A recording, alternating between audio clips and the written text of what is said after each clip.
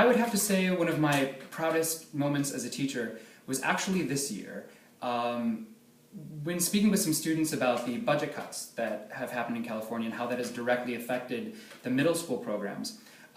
we were talking about how they might have grown up differently or what their experience might have been like had they not had access to music education.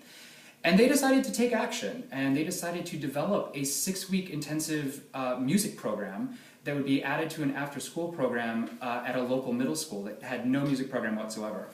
And I helped them design some of the curriculum, but really most of it was completely their ideas and their thoughts. And they went to this middle school once a week for 2 hours, and at the end of the 6 weeks, they put on a concert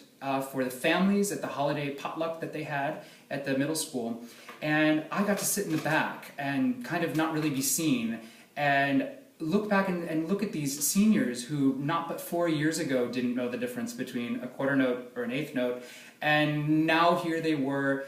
passing along this trade that I have given them, and they are now passing it along to the next generation. And it was incredibly, it was a very proud moment, because not only did the kids sound incredibly well, but I was just so proud to watch these seniors